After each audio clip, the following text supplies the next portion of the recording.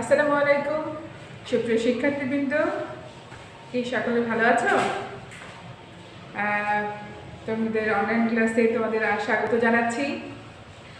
আজকে এর আগের ক্লাসে তোমাদের সাথে আলোচনা হচ্ছে আমাদের প্রথম পত্রের দ্বিতীয় অধ্যায়ে থেকে হযরত মুহাম্মদ সাল্লাল্লাহু আলাইহি ওয়াসাল্লামের বংশ পরিচয় সম্বন্ধে এবং তার ইসলাম ও কুরআন অবতীর্ণ যে আশীর্বাদ পাথর এবং বলেছিলাম ইসলাম প্রচার করেছিলেন কীভাবে।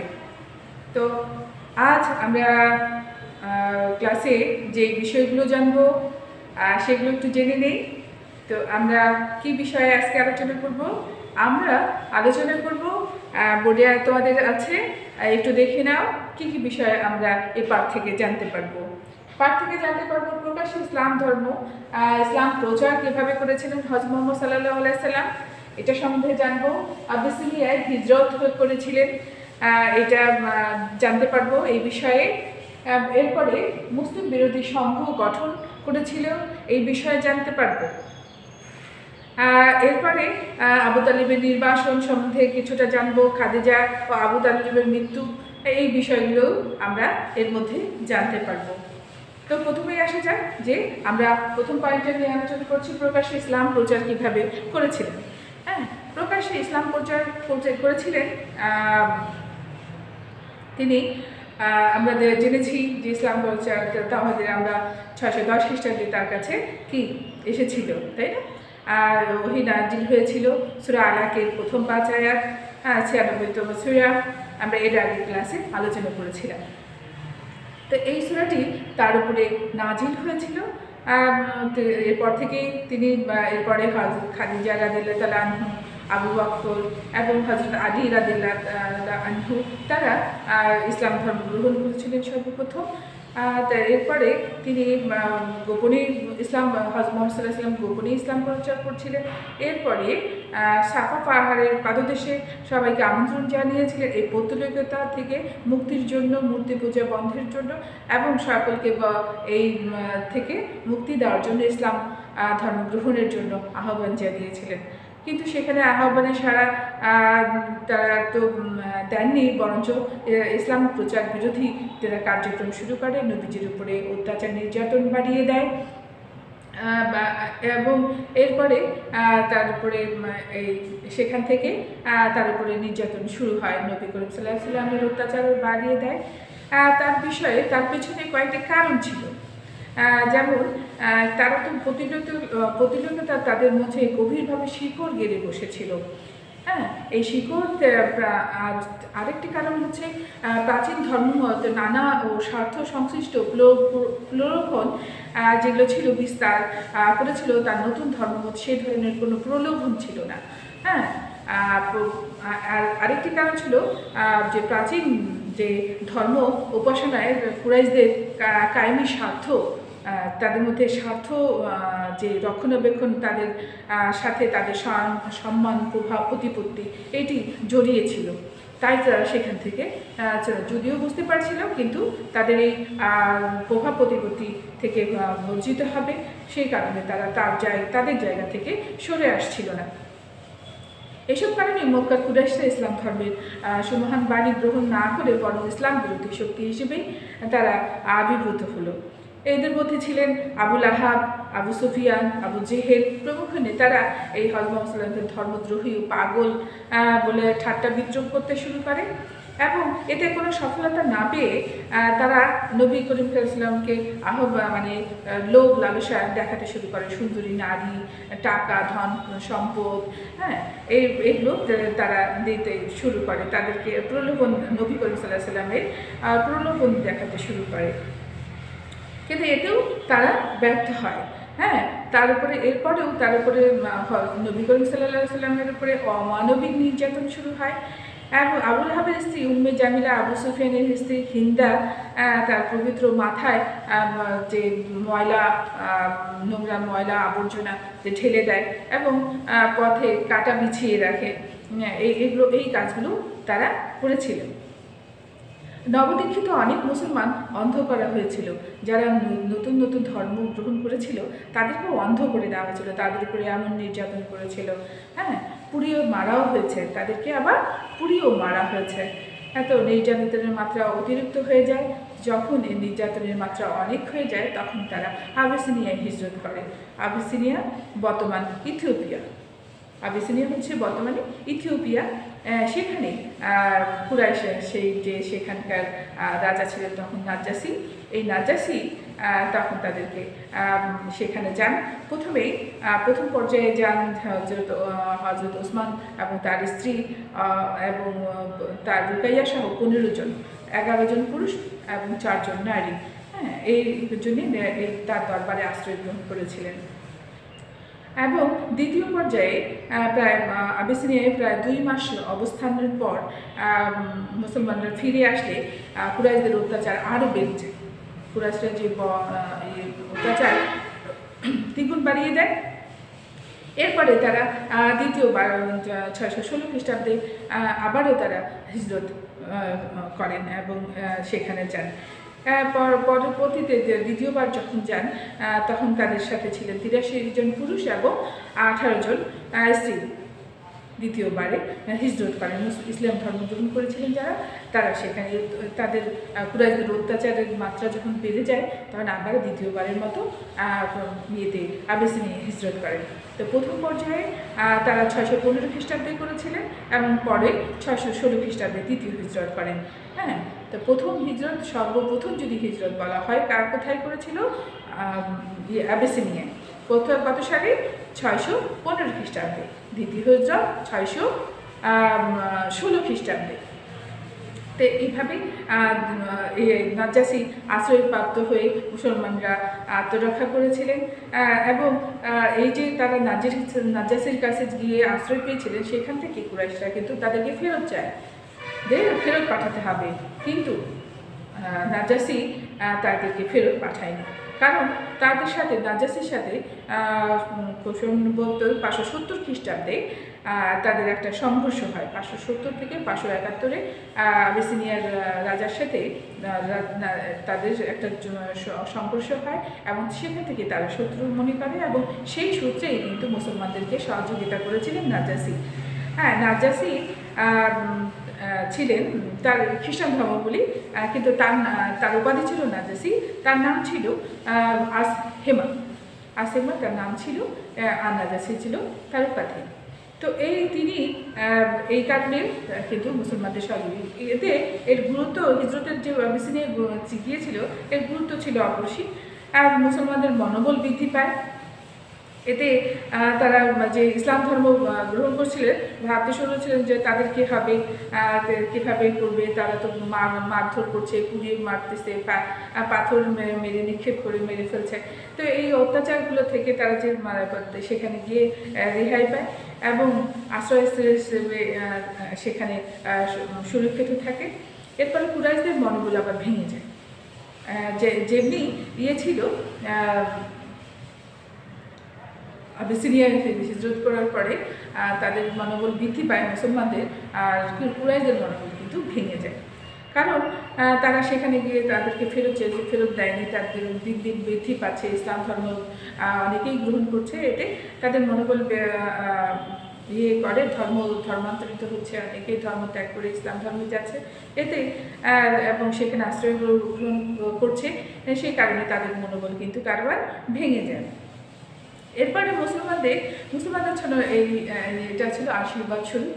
আসলে না হলে মুসলমানদের হয়তো বা অন্য কিছু হতে পারতো যদি তার সেই সময়ে সেখানে। এরপরে এই আবিসিনিয়া হিজরত করার পরেই কিন্তু আবার তারা মদিনায় যে হিজরত করবে, সেখান থেকে কিন্তু মদিনায় হিজরতের একটা তারা পেয়েছিল, হিজরত করার একটা সিদ্ধান্ত নিয়েছিলেন। চূড়ান্ত হিজরতের সূচনা করেছিল সেখান থেকে, মক্কা থেকে মদিনায়। মুসলিম বিরোধী একটি সংগঠন তৈরি করে। এটা মুসলমানদের ফেরত যখন আনতে ব্যর্থ হলো কুরাইশরা, তখন তারা ভীষণ ক্ষুব্ধ হলেন এবং তারা হাশিম ও মুতালিব গোত্রের মূলোৎপাটনের জন্য 616 খ্রিস্টাব্দে একটি সংঘ গঠন করেন। এই সংঘটি ঘোষণা করে যে কয়েকটি ঘোষণা করা হয় যে প্রথম কুরাইশদের কেউ মুসলমানদের সাথে বিবাহ বন্ধনে আবদ্ধ হতে পারবে না, দ্বিতীয়ত কুরাইশদের কেউ মুসলমানদের পণ্য ক্রয় বিক্রয়ে সংযুক্ত থাকতে পারবে না। তৃতীয়ত মুসলমানদের সাথে সর্ব প্রকার সামাজিক কার্যকলাপ থেকে বিরত থাকবেন। চতুর্থত কেউ মুসলমানদের সাহায্য করলে তাকে কঠোর শাস্তি প্রদান করা হবে। এবং পঞ্চমত যতদিন পর্যন্ত মুহাম্মদ সাল্লাল্লাহু আলাইহি সাল্লাম হত্যার জন্য কুরাইশদের নিকটে হস্তান্তর না করে ততদিন পর্যন্ত নিষেধাজ্ঞা বলবৎ থাকবে। এই 5টি ছিল তাদের সংগঠনের মূল কথা। তো এই কারণগুলো হওয়ার পরে এই সংগঠনটি পুনর্গঠিত হয় এবং তারা কার্যক্রম করতে চালিয়ে যায়।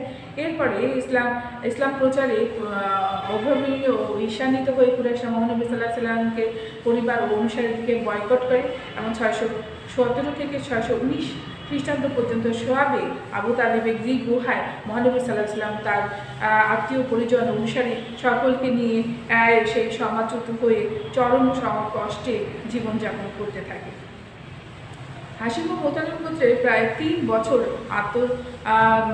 রক্ষণাবেক্ষণে তুলে নিয়ে ইসলাম প্রচারের করার শর্তে তুলে নিবে এক শর্তে, যদি এখান থেকে সরে আসে।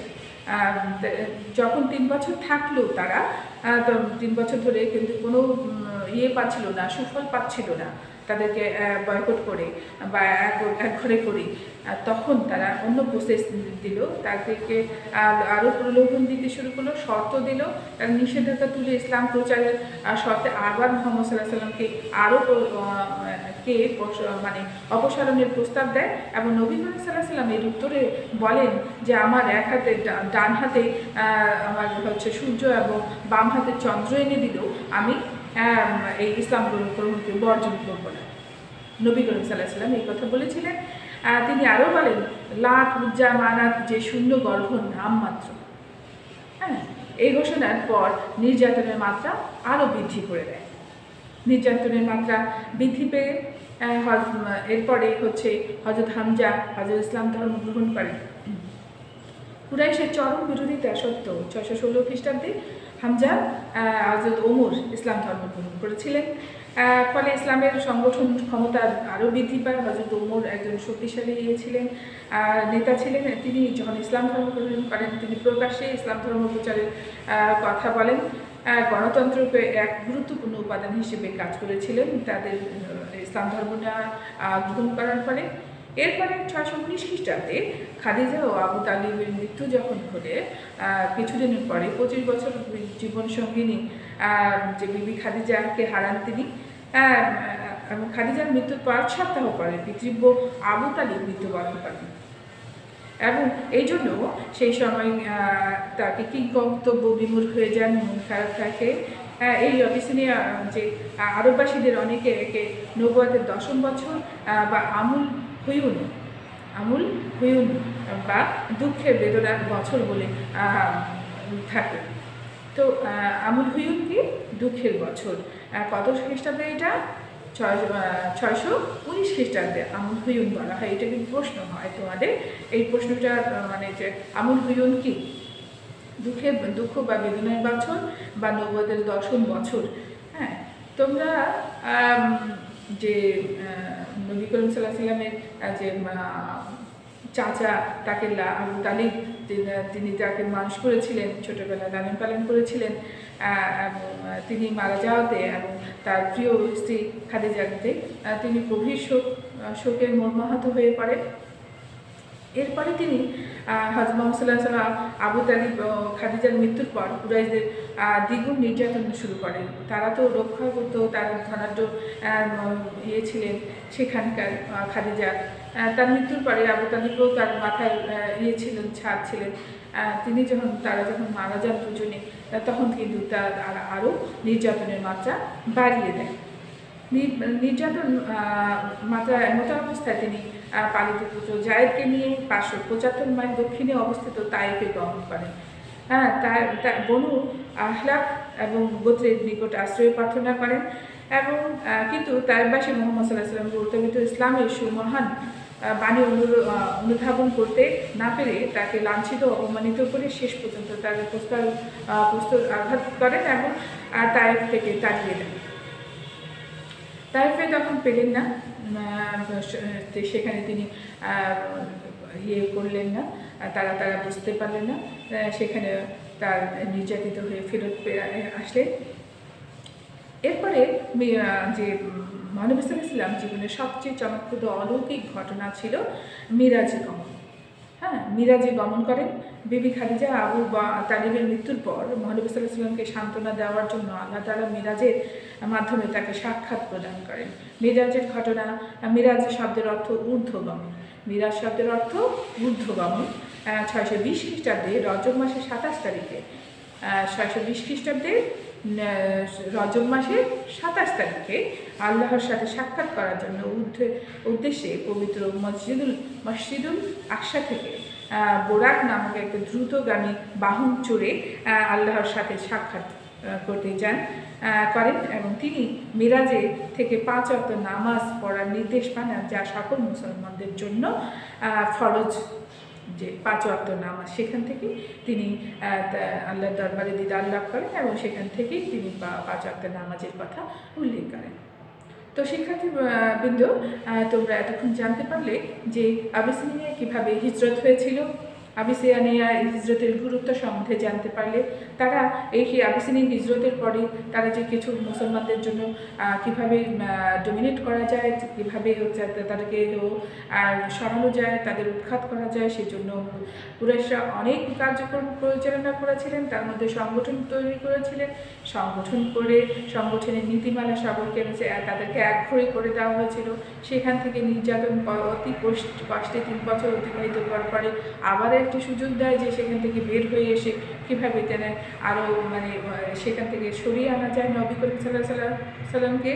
কিন্তু তাতেও কোনো লাভ করতে তারা পারেনি। নবী করিম সাল্লাল্লাহু আলাইহি সাল্লাম কী বলেছিলেন এক হাতে সূর্য আর এক হাতে যদি চন্দ্র এনে দেয়, তারপরেও আমার জায়গা থেকে, ইসলাম ধর্ম থেকে আমরা এক চুল পরিমাণে সরে দাঁড়াবেন না। তো আমরা এটা জেনেছি এবং তারপরে তার চরম বিপদ আরও এসেছিল বিবি খাদিজার মৃত্যুর পর এবং আবু তালিবের মৃত্যুর পর। সেই শোকের বছর 619 খ্রিস্টাব্দে আমল হুয়ুন, যেটা বলা হলো দুঃখের বছর। এই দুঃখের বছরের পরে তিনি তায়েফে গমন করেন। তায়েফেও তিনি করতে পারলেন না এবং শেষে সেই সময় আল্লাহ তাকে সান্ত্বনা দেওয়ার জন্য তাকে ঊর্ধ্বগমনের সাক্ষাৎ মিরাজে গমন করলেন। মিরাজ শব্দের অর্থ হচ্ছে ঊর্ধ্বগমন। হ্যাঁ, তার সেখানে দিদার লাভ করলেন এবং সেখান থেকে 5 ওয়াক্ত নামাজের কথা তিনি আমাদের সকল মুসলমানদের জন্য ফরজ করা হয়েছিল। সেখান থেকে আমরা নবী করিম সাল্লাল্লাহু আলাইহি ওয়াসাল্লাম থেকে জানতে পেরেছি। তো ঠিক আছে শিক্ষার্থীবৃন্দরা, আজ আর সময় নেই। তো এর পরের ক্লাসে আবার দেখা হবে আরও নতুন কিছু বিষয়ে। আমরা নবীজির হিজরত সম্বন্ধে জানতে পারবো, আমরা নবীজির মদিনা সনদ সম্বন্ধে জানতে পারবো। এরপরে তারপরে হচ্ছে বদর, উহুদ, খন্দকের যুদ্ধ সম্বন্ধে জানবো। এরপরের ক্লাসগুলো তোমরা ভালো মতো দেখবে, সুন্দর মতো পড়ার চেষ্টা করবে। এগুলো বাসায় যদি তোমরা একটু ভালো চর্চা করো তাহলে তোমাদের বুঝতেও অসুবিধা হবে না। পরবর্তীতে যে ছোট ছোট প্রশ্নগুলোর কথা আমি আলোচনা করছি সেগুলো আরও আছে, তোমরা এগুলো আন্ডারলাইন করবে বা খাতায় লিখবে, তাহলে দেখবে তোমাদের অনেক মনে থাকবে, মাথায় গেঁথে থাকবে। তোমরা ভালো মতো পড়াশোনা করো, এই কামনা করছি। সুস্থ থাকো, সুন্দর থাকো। আজ এই পর্যন্তই। আল্লাহ হাফেজ।